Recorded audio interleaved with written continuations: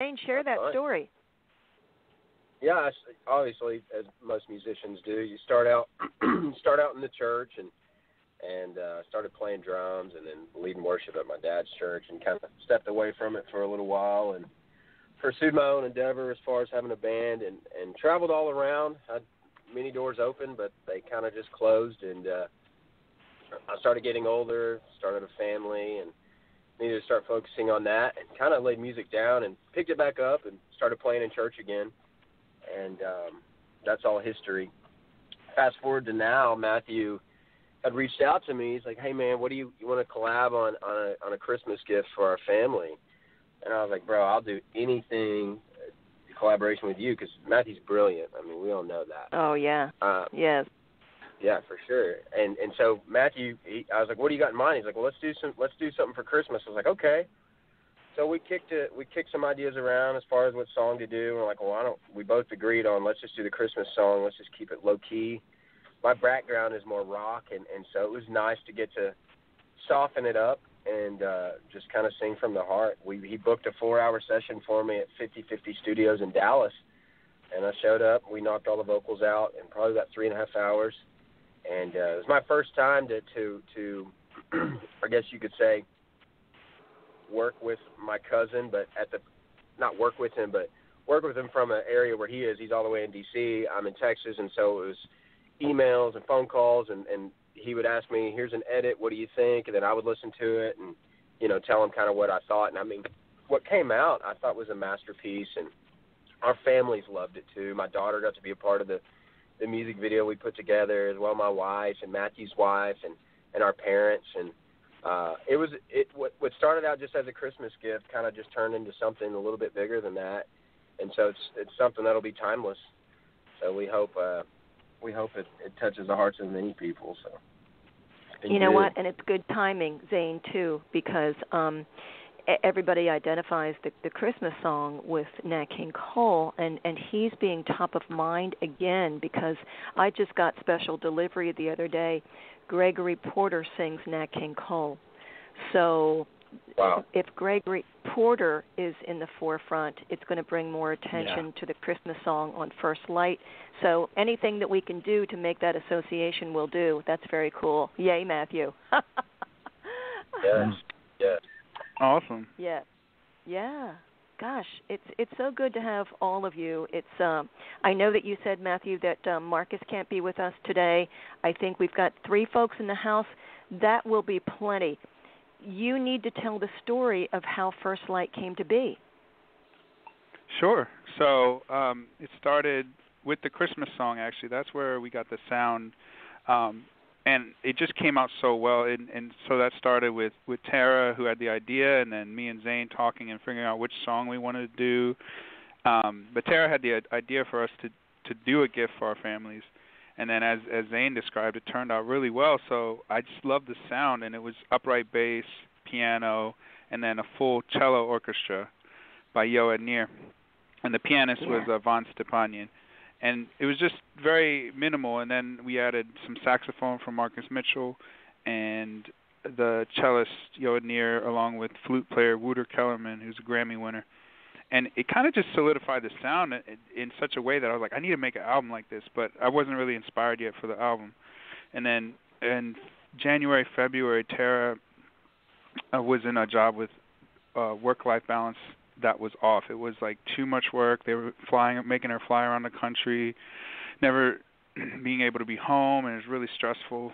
And she really wanted to transition to a job that had more work-life balance, where she could create her own schedule, and I was really supportive. And so the day she transitioned from the other job to the new one, I just saw how happy she was, and I was really inspired and wrote the arrangement for the whole hour-long composition, but in the style of the Christmas song. So it's like upright bass, piano, flute, sax, and then at the end cello, and then actually I had a guitar too.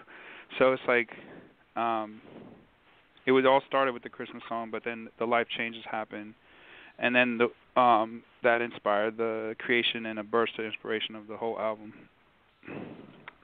It's so amazing when I heard First Light the first time, because you wanted to get feedback from me. Oh my gosh, and it was just so overwhelming to think about you having the sensitivity to get inspired from what Tara was going through. I mean, that's monumental for a man to have that kind of empathetic reaction, and you feel it personally, but you separated yourself from how you felt personally and thought, what must she be thinking? What must she be feeling? That really caught me. So it just so blew me away, Matthew. You know that because I've told you. And then in sharing it with other people, especially my friend Fernando in the Dominican Republic, because he is also deeply involved in the jazz community in that country. He felt that so strongly. He was so grateful to be given the chance to listen to it, and that's been what the reaction has been like across the board with men and women. Hearing this hybrid of emotions as well as different kinds of feels in music to give this pre-holiday gift to people. That's what I like to call it. It's just such a journey toward the holiday season. I don't think you could have had this at a better time during the year. That's my 2 cents. Thank you so much. And while we're talking about community, that just reminded me, the way that we came up with the song titles was I put a post on Facebook once the album was, me and Nico and Zane and everyone had started it. I said, what does music make you feel? And I got like maybe 50 to 100 responses to that question. And so basically they were saying 1-word or 2-word answers, and that informed all of the song titles on the album. So like the song titles might be a combination of 2 answers, or but it really helped me think through all the song titles. So that one question on Facebook led to all the song titles that happened on the album.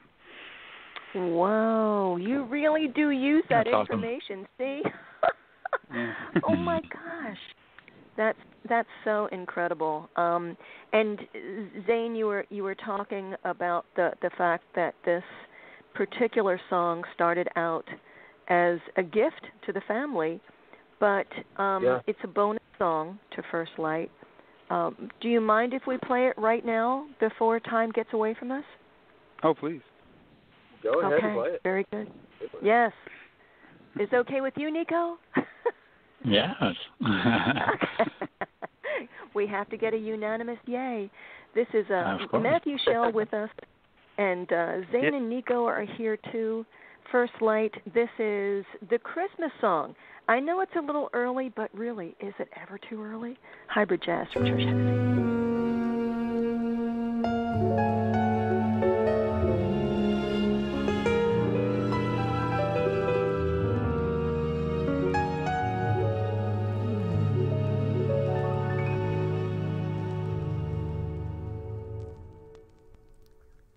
Chestnuts roasting on an open fire,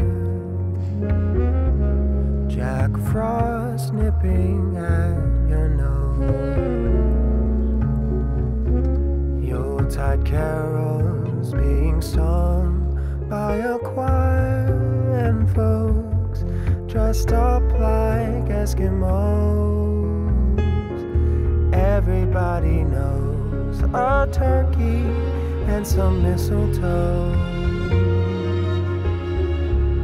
help to make the season bright. Tiny tots with their eyes all aglow will find it hard to sleep tonight. They know that Santa's on his way. He's loaded lots of toys and goodies on his sleigh, and every mother's child is gonna spy to see if reindeer really know how to fly. And so I'm offering simple phrase. 2 kids from 1 to 92. Although it's been said many times, many ways, Merry Christmas to you.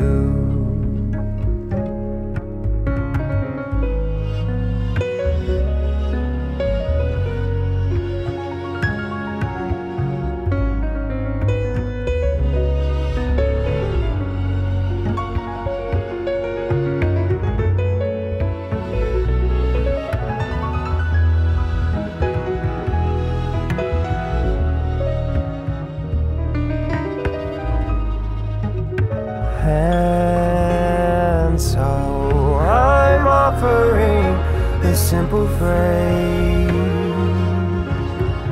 2 kids from 1 to 92. Although it's been said many times, many ways, Merry Christmas, Merry Christmas, Merry Christmas, Merry Christmas to you.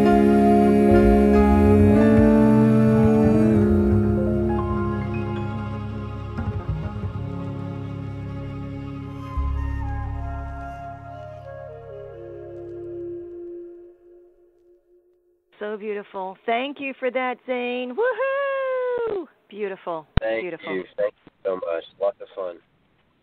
Oh, man. And you know, you feel it immediately. You can always tell when somebody's not only into the groove, but also into feeling what it means. I just posted on Facebook that Matthew and Nico and you, Zane, are with me here on Hybrid Jazz.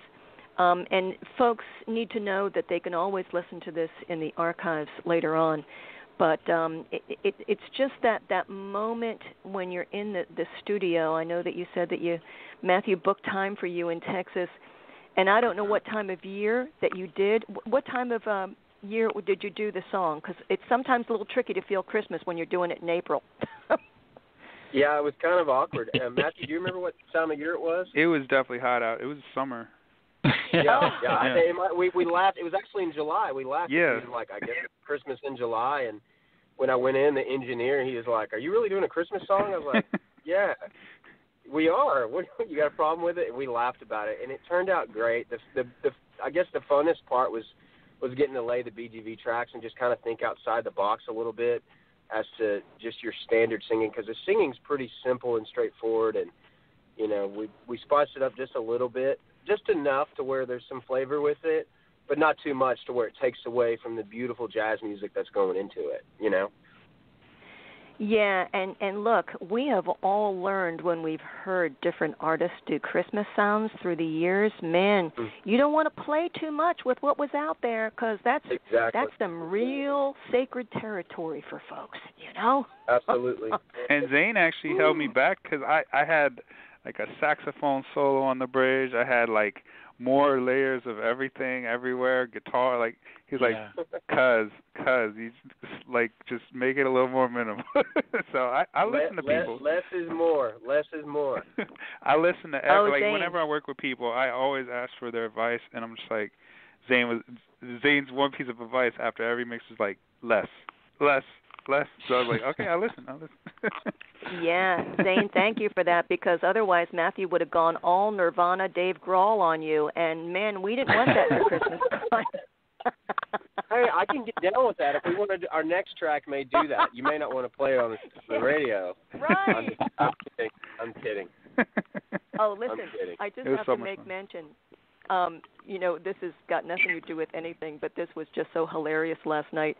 Jimmy Kimmel is out because he's got to tend to his little baby boy, so he has all these guests who are filling in for him. So Dave Grohl was on the Kimmel Show as host last night. He was dressed like David Letterman for Halloween. Wow. And guess who his guest was? Alice Cooper, and they jammed. Wow. That is awesome. I got to go find that. I'm going to go watch that when we hang up. That's amazing. Listen, stuff. it was definitely the highlight of the week because Alice Cooper did the guillotine act on stage. It was unreal. So anyway. Wow. That's awesome. I take it, Trish, you have some rock roots, not just jazz roots. Well, listen, Zane, to be perfectly blunt with you, I am an old lady. So I was there when FM kicked in the 60s in Philadelphia. So yes, those roots are strong. That is great. And I've got a 25-year-old son who keeps me on my toes all the time. He is the standard bearer for telling me what's authentic and what's not. So anything that comes down the pike, whether it's German metal music or classical or vintage jazz, he'll say, yeah or no. So, you know, Matthew. You know. And Nico, your daughter, I'm sure, keeps you abreast of the younger crowd's music. Oh, yeah. Yeah, How old is we she need them now? around. We need them. She's 13 now, yeah. Oh, my gosh, 13. What does she like, Nico? What kind of music does she like? It's very strange. So, and it shifts a lot. So, and I have to say, I just slapped my forehead, and I'm like, 2 years ago you were playing Beethoven's Moonlight Sonata, and now you listen to trap music. I'm like, what happened?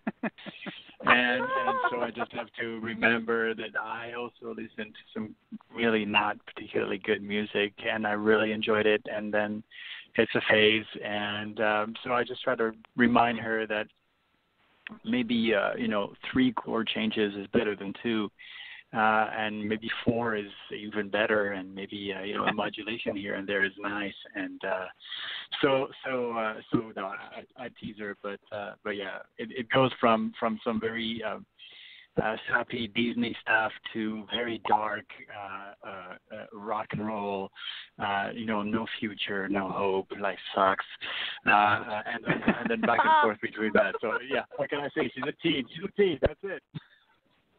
Oh my gosh, yeah. Listen, you've got to let them feel what they feel, because how many times have we heard that adults are in therapy because their parents kept them away from music and from experiencing life? You can't do that. As much as it hurts to try to protect kids, they got to find their own way. Matthew, Absolutely. Maybe you'll find that out one of these days. Zane already knows. That's right. I've got a 4-year-old. I'm not on Nico's level yet. We're still in Mother Goose Club, so I'm good right now. Oh, good. Yeah. It's gonna start changing when around 11. You're gonna see, like, all of a sudden, things are not what they used to. It's scary. Just normal. Oh, gosh. And which brings us back to First Light, because it takes a kind of evolution to come to hear all of these sounds, to sound as organic and cohesive as this. Matthew, I know that you're proud of this project, aren't you? Yes. Oh, yeah. Very happy. I'm so tickled. And how does Tara feel, too? I got to find out what Tara feels about all this. Oh, she loves it. We were at some sort of marriage seminar the other day, and they make you write down things you like about the other person as like a icebreaker. And I was surprised. She's like, a couple things on the list had to do with music, but she was just like, something about First Light is just really a blessing to me, and the music Matthew makes calms me. And I was like, I knew it, but I didn't know it. You know what I'm saying? Like, so it was really nice to see her write that down. And so just a reminder that, it's important to make music for your loved ones, because that's what truly matters. And as long as she likes it, I'm cool. Like, if everyone else doesn't like it, as long as she likes it, I'm happy. So that's good. Mm-hmm. Oh, you two are peas in a pod. You give a lot of folks, including me, hope that there's a soulmate out there somewhere. Sure. Yeah, you do. It's and just and like guess who just got married too? Nico. Just last was it a weekend and a half ago? Yeah, a week and a half. Yeah. Nico, best wishes to you. So I saw he was in love, and I said, "Oh, let's get him on the album. He got a lot of love in his heart right now." Oh my gosh! You know what? Probably inspired by First Light. See, Matthew. There you go. No, I'm saying, but he was inspired by Mihal, his wife, and so it was. I was like, oh, he's in a good mood. He's gonna play amazingly on this. So yeah. Yeah. Because flute and sax are one of those instruments that just is your emotion. Like it does, it reflects the emotion you feel. You know, so it's like whatever state of mind you're in. Like, would you say, Nico? Yeah, no, it's absolutely. like I mean, it's kind of like it's kind of like singing, you know, because it's so directly channeled by your breath. It's kind of hard not to. I mean, if you're tired or if you're sad, you're not going to have the same energy as if your breath is just not going to be. You can't, you know, you just don't have that much in you. And when when you got a little spring in your step and the sky is blue. Then you're gonna breathe differently, and I mean, of course, it's true for every kind of artistic expression, but I find that because singing and winds are so directly connected to your breathing, it feels to me like it's got to be a more physically there is a more direct physical connection, and so I think you're right. Yeah, you caught me at the right time. Yeah, beautiful. Your work is amazing on it. And listen, the winds are like this perfect marriage of the spiritual and the sensual. No joke. It's just so sexy. Hey, we're all married guys here, so. Well, we know that side. Yes, and that's what makes it even sexier, because when you have a mate, it frees you up to, oh boy, I'm going to go on here. I'm just going to shut up and put duct tape on my mouth. It's fine. No, this will get you ratings right here. Shoot. when you have the freedom to explore in a safe place, that's the sexiest thing in the whole world to me. You know, when you have the trust of one person, and then you have all this music to accentuate. I mean, I envy all three of you. I do. Oh, thank you. Yeah. I got to get a fan now. So anyway, First Light. Was there any surprises, Matthew, that came your way? I mean, I know that you have my friend Curtis McCain. I'm so glad that you. I was about to say got together. He was amazing, and I guess he was a bit of a surprise because we had talked about me. He had called me up and wanted to hire me to record for his project, and I listened to his samples, and it was like I just met him, and I said, I'd love for you to play on my album. And he's like, really? I was like, yeah. And then Kenny Wesley was scheduled already to come that day, so I had them come on the same day to make it more organic and everyone play together. And then Kenny said he was originally planning to do something more subdued, but when he heard like the African rhythms and Latin rhythms that Curtis was doing, it changed his whole approach and made his approach more aggressive and and more African inspired as far as like the vibe. And a lot of people don't know, but my mom was born in South Africa, so I listened to a lot of, and so was Zane's mom. Zimbabwe. So they grew up in Zimbabwe. They were born in South Africa, but grew up in Zimbabwe. But we listened to a lot of that music growing up. So I'm so glad we were able to incorporate that. But that was the biggest surprise, was I didn't realize Curtis was going to give that feel to it, and then it helped Kenny like completely change his approach, and it just made the album like come to life more than you'd imagine. Even though it's like relaxing, easy listening music, it's still intense and upbeat in places. So yeah. Oh, it leaves you wanting more. Whenever I first listen to it, you just want so much more. What's next? Oh, this is this is the absolute quintessential peace album to me. It's got roots, it's got jazz, it's ambient music. It's never a backdrop. It's just always so fulfilling to hear what's going on. I mean, there's repetition, but the repetition is exciting. There's serenity here. There's fluidity from one track to the other. I could go on about this. Stop me now. No, and that was the hardest part. Was like, to me, it's so easy to make a song. I know that sounds cocky, but I'm not trying to be cocky. My point is, it's easy to make a short song, but I was like, well, how do I challenge myself if I'm this far in my career? Well, let me try to make an hour-long song, and that's the trick, is the fluidity. Like, how does it transition, and the key changes make sense? And even Nico, as he pointed out earlier, some of the transitions didn't work too great until he came in and added the flute harmonies and stuff. So it was definitely a team effort, and it almost didn't work, but it eventually did come together thanks to this amazing team, including Kenny, Wesley, Curtis, McCain, Nicolas Laget, Kenny Darby, Yoed Nir, Vahagn Stepanyan, and then Zane, Wouter Kellerman, Marcus Mitchell, and then Matt Veers as well. So it was like a whole bunch of people involved along with me to bring this to life. It's just so satisfying to see how you have grown in this industry, Matthew, because I think that the first time you were on the show, it had to be at least 3 years ago, because I was still in Rosedale, Maryland.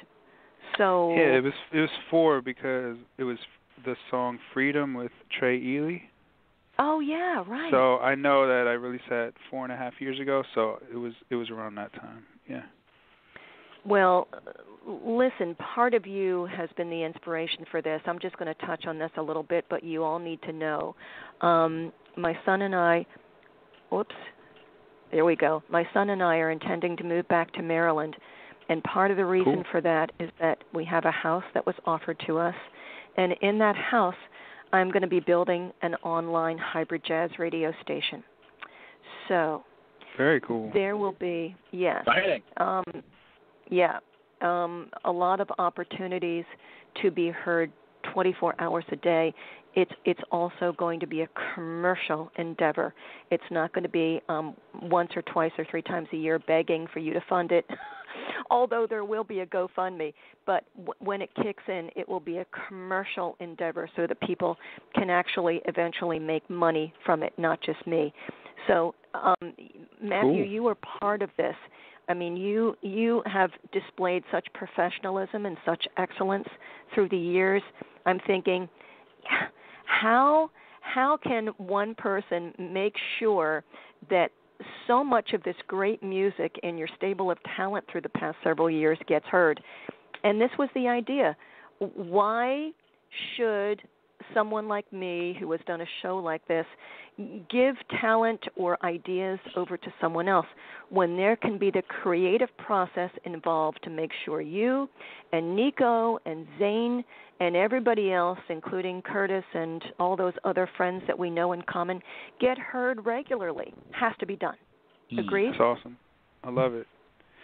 Great. Because what you're doing is what I love, is hybrid genre. It's so passé to just have one genre and just only like that. I heard Pharrell say the other day, he's like, anyone who's making music for one genre is out of touch. So I think what you're onto is huge, and hopefully it'll blow up and be a commercial success. So we're wishing you much success. Well, thank you. I appreciate that. Yeah. And it's just cool because it seems like everybody is expanding and growing. Maybe this is one of those fertile times as far as the music industry is concerned. What do you think about that? And any of you, do you think that you're feeling that there is a kind of new creativity in the air? I'll let Nico go first. So as an engineer who runs a studio, I see a lot of people come through, and I have both a pessimistic and an optimistic outlook. I think that I'm just watching, and this is quantifiable, and numerous studies have been done. And so the first observation is that the lyrical content, the harmonic content, the amount of chord changes, in popular music is going down, and that's just data. So it used to be that a bridge was a great thing, and it was a separate musical section that only happened once, and then there was a chorus and a verse, and the chorus was not the same as the verse. And somehow fast forward 20, 30 years, and it's okay to have 4 bars that repeat, and you just add a little reverb on the snare for the chorus, and then you just mute the kick and you call that a bridge. So that, in my opinion, is really not moving forward. And so it's great because it makes a whole lot of people who never spent the time to learn how to make music think that they can make music. And so in a way that's positive, because everybody's a composer now, because you don't have to know anything. But on the flip side, if you don't appreciate the depth, because you were never introduced to it, then what's in it for people like us who consider that learning music is a lifelong process, and who spend insane amount of hours deconstructing great compositions and great songs to understand what the harmonies are and how they do that. So there's this side of me that is not happy that it's now considered normal. And listen to melodies. Melodies now, it's okay to sing with a very thin voice that has not been trained. It's okay. So it's weird. You have the voice that worships powerful singers, but what's pumped on the radio is melodies that have 3 or 4 notes max with a very limited range, so that, again, everybody's a singer now. And so yeah, I'm not happy with that trend, and I hope that people are, again, I think it goes in cycles. So I hope we get back to a moment where it's actually okay to want to create more content and to add more changes and to require real singers and to put that forward as, yes, that's excellence. So I look forward to that. And I think it goes in cycles, and I think it's not the same thing in all kinds of music. So some genre of music will always look for, jazz is always going to be jazz. But even in country is becoming more popified.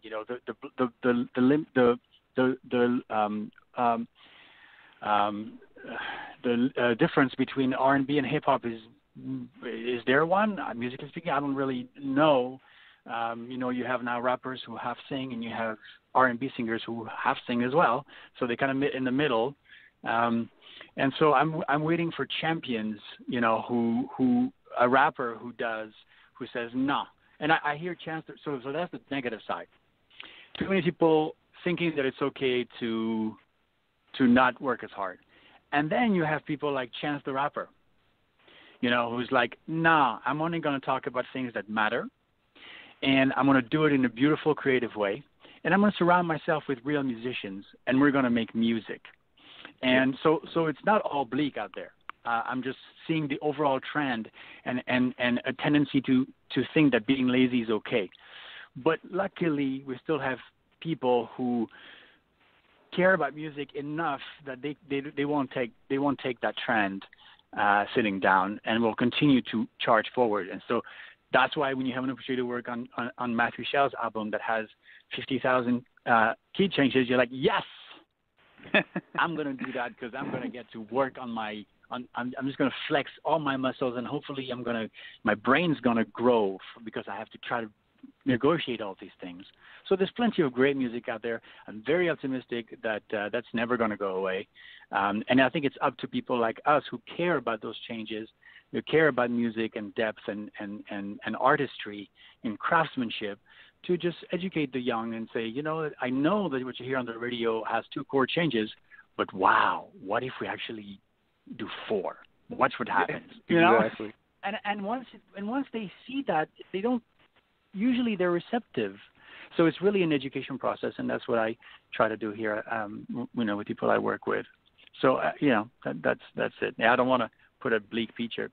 There's so many incredibly talented people out there, and it's up to us to open people's ears and mind. I totally agree with Nico. I think you should be listening to more jazz, because honestly, I mean, I think that what's happening in that wide array of what is considered or what could be or what should be considered under that jazz label, it's creative.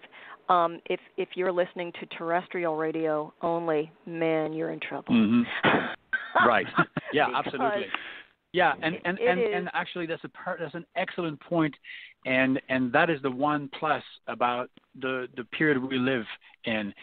There are a multitude of sources where people who are interested in digging further can find so much more than ever before. So that can only be positive for music. Yeah, I totally agree with that. Yeah. And I'm looking at the time, and this is a 2-hour show, so I have to see that we've got about 10 minutes or so, and we might not get to actualization celebration because it's like a 7-minute song, but we're going to get to another one. Matthew, you tell me, what do you think as far as this is concerned? Do you think that you see the forest for the trees, hope for music? What do you think? I like the last point. I mean, I agree with everything Nico said.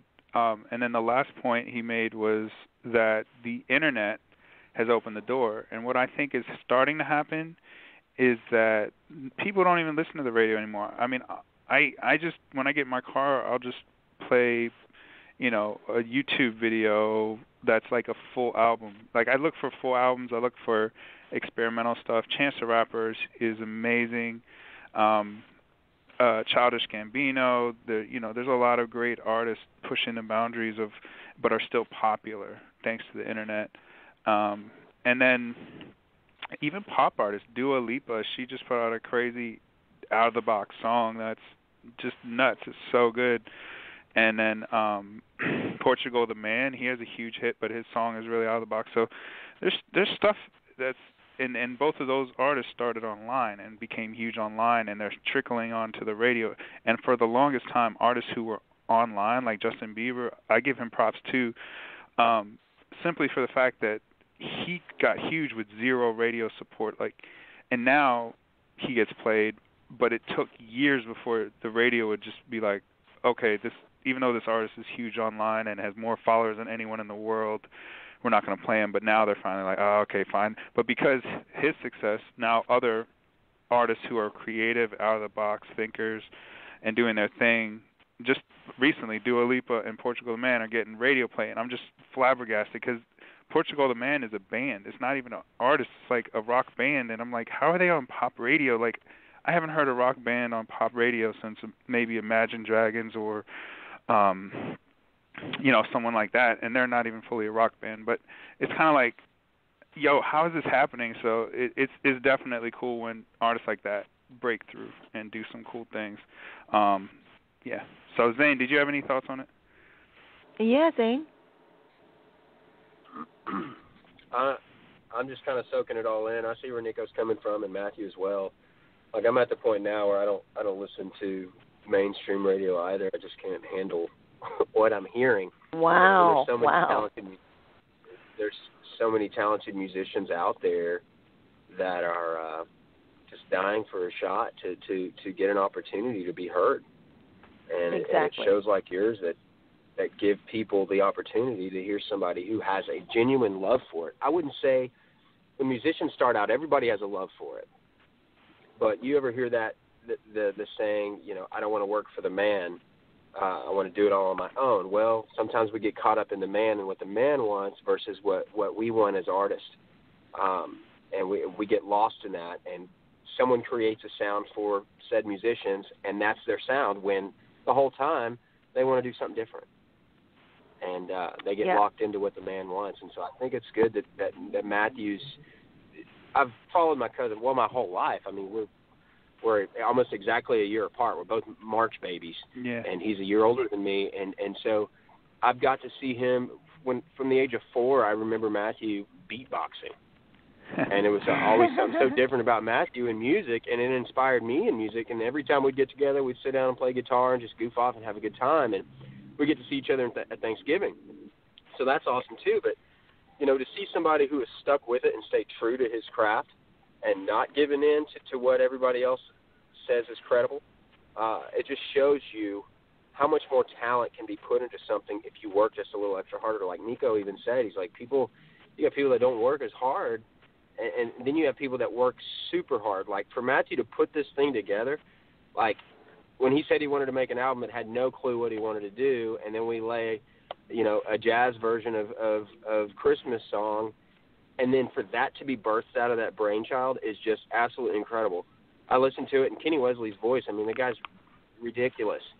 I don't know if you've gone back and listened to any Kenny stuff, but there was one song he collabed with Matthew on. They did Rock With You, Michael Jackson's version, and I'm like, okay, there's two things you don't do. You don't try to cover the Beatles, and you don't try to cover Michael Jackson. One, out of respect, and two, no one's ever going to do it. After I said that, Matthew's like, go watch this, bro. That's the only version of Rock With You I like. And sorry, King, I'm sorry to the King of Pop, but like, for real though, somebody puts their own spin on it and doesn't care what anybody else says, and then you throw the flute in there and all that stuff, and it just breeds something different and delight. It makes you, just catches your ear, and it's like, I want more of that. And so for me with mainstream music, I listen to it, and I'm just like, okay, I've heard everything in the first 5 seconds of this. Back to talk radio or back to Spotify, trying to find some local guys that need that play, So I totally understand. What all of you are saying, and I'm looking at the clock now, and I hate to do this. I'm hating that this is a 2-hour show now, which will be expanded way beyond 2 hours once we go back to Maryland. But listen, I just want to say, Matthew Schell and Nicolas Laget and Zane Latta, listen, you are just doing it the way you're supposed to do it. First Light is cooking with gas on all cylinders, and it's just going to be one of those go-to albums for the holiday season. So thank you for it, Matthew. Thank you. Thank you so much. And if you want a short song that has Nico's flute playing in a really great way, Infinite Love is track 3 on the album. So if you need a short track, that'll take it out easy. Well, I got Embracing Time because that's what I'm doing right now. Awesome. I love that track. Thank you so much for having us. I love it too. Thanks for having us. Absolutely, my pleasure. Absolutely, Nico. Thank you. Thank you, Zane. Love to the family in Texas, and we'll talk to you soon, Matthew. Sure. All right. Take care. I love it. Thank you. Bye. Thank you. Hybrid Jazz from Trish Hennessey. Let's do this before we don't have time to do it. Oh, it's so beautiful. Embracing Time from First Light. Yes.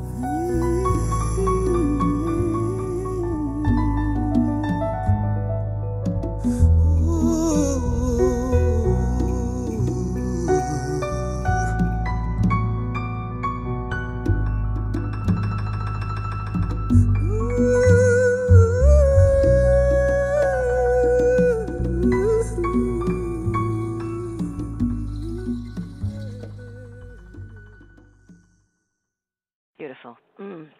First Light, Embracing Time. MTSmusic.net is where to go to get in touch with Matthew Schell. And Sweet Spot Studio is where to find Nico. You can find First Light practically anywhere you go. I found it on Amazon. Of course, I had my own little copy, and I bought another one from somebody else. Oh, it's just so good. Honestly, if you want to sink your teeth into serenity, this is what you are going to find when you discover First Light. We'll see you next time on Hybrid Jazz from Trish Hennessey. Thank you once again to Matthew Schell, to Nicolas Laget, also to our new friend, and I'm so glad, Zane Latta. It's just terrific to talk to musicians and professionals who know what they're doing and get passionate about creativity. Be looking on Facebook for a live presentation. I'm going to be doing a GoFundMe. Keep your fingers crossed for me. This is a very big deal, the biggest thing I've ever done. Thank you so much for your support from all of us here at Hybrid Jazz from Trish Hennessey. Woohoo!